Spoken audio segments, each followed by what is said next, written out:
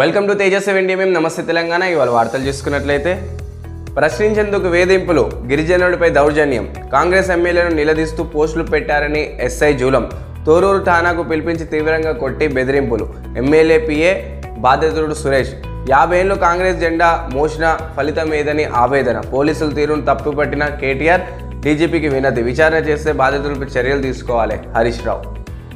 కాంగ్రెస్ నేత బెదిరింపులు, రైతు ఆత్మయత్నం, భూమి విషయంలో కాంగ్రెస్ నాయకుడు దౌర్జన్యం, మితమీరిన గజ్వేల్ మాజీ ఎమ్మెల్యే అనుచరుడు అరాచకం, రైతు పొలానికి దారి ఇచ్చేందుకు 20 లక్షలు డిమాండ్, వేధింపులు తాళలేక పురుగుల మందు తాగిన కృష్ణయ్య, గాంధీ దవాఖానకు తరలింపు, రైతు పరిస్థితి విషయం, భూమిని గుంజుకోవాలని చూస్తున్నారు భార్య కనకవ్వ, ప్రభుత్వం తమదేనంటూ వేధిస్తున్నారనే ఆరోపణ, భూమి చెర బాంచన్ దొర, బీబీబీ భూములు బిల్లులు బ్లాక్మెయిల్, ఫిరాయింపులకు ఫార్ములా ఇదే, బీఆర్ఎస్ నేతలపై కాంగ్రెస్ ప్రయోగం, తప్పనిసరి పరిస్థితుల్లో నేతలు కప్ప దాటు, ఇందుకోసమే ప్రత్యేక వ్యవస్థ ఏర్పాటు, గుండెలయ వినలయం, గుండెపోటుకు నెల ముందే 6 సంకేతాలు, అమెరికన్ హార్ట్ అసోసియేషన్ వెల్లడి, డిఎస్సి వాయిదాలకు ఢిల్లీ నిరుద్యోగులు, అయినా ముందుగానే రాష్ట్ర సర్కారు, వెబ్సైట్లో హాల్ టికెట్లు 18 నుంచి ఆగస్టు 5 వరకు పరీక్షలు,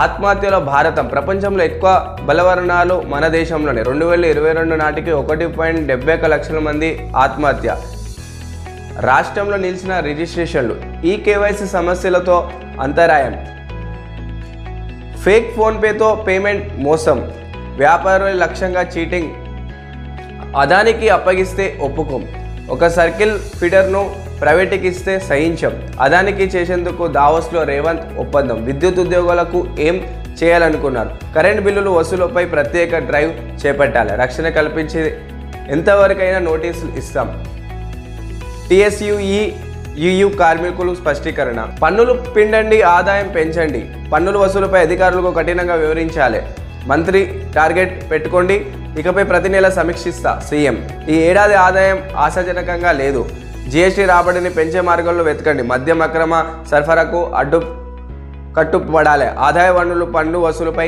నజర్, ఏవియేషన్ ఇంధన్ పన్ను సవరణపై యోచన, మంత్రులు అధికారులతో సమీక్షలతో రేవంత్, తగిన ఆదాయం రావడం లేదని అసంతృప్తి. సో సామాన్యంగా చూసుకున్నట్లయితే తెలంగాణ ఆదాయం 2,77,000 కోట్లు ఉండగా ఈ నెల చూసుకున్నట్లయితే ఆదాయం అనేది తక్కువ రావడం జరిగింది. సో కాంగ్రెస్ ఇచ్చిన 6 హామీలను నెరవేర్చడానికి కావచ్చు, అదేవిధంగా ప్రభుత్వ ఉద్యోగాలకు డబ్బులు చెల్లించాలన్నా కూడా రాష్ట్ర ప్రభుత్వం ఆదాయం పెంచుకోవాలి ఒక పరిస్థితి ఇప్పుడు ఉంది. కాబట్టి అన్ని విషయాల్లో చూసుకున్నట్లయితే జీఎస్టీ విషయంలో, మద్యం విషయంలో, ఆదాయ వనరులు, ఏవియేషన్ ఇంధన్ విషయంలో కూడా అన్ని రంగంలో ట్యాక్సులు పెంచే క్రమంలో రాష్ట్ర ప్రభుత్వం ఉన్నట్టు మనకు కనిపిస్తుంది. నెల ముందే గుండెపోటు సంకేతాలు, శరీరంలో 6 విధాలుగా హెచ్చరిస్తుంది, స్పందించిన చికిత్స తీసుకుంటే మేలు, అమెరికన్ హార్ట్ అసోసియేషన్ వెల్లడి, ఆధునిక జీవనశైలితో ప్రస్తుతం గుండెపోటుకు తీవ్ర గాయాలు అవుతున్నారు, యువకులు, చిన్నారి పిల్లలు కూడా గుండెపోటుతో కుప్పకూలిన ఘటనలు నిత్యం చూస్తున్నాం. దేశంలో ఏటా 30,000 మంది గుండెపోటుకు బలవుతున్నారు.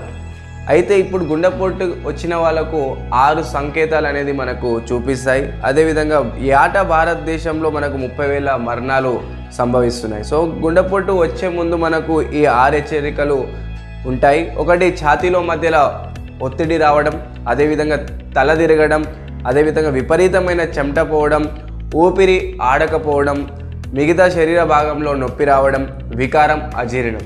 ఈ 6 సంకేతాలు ఎవరికైతే ముందుగా మీకు కనిపిస్తాయి ఇమీడియట్లీ మీ డాక్టర్ని సంప్రదించాలి.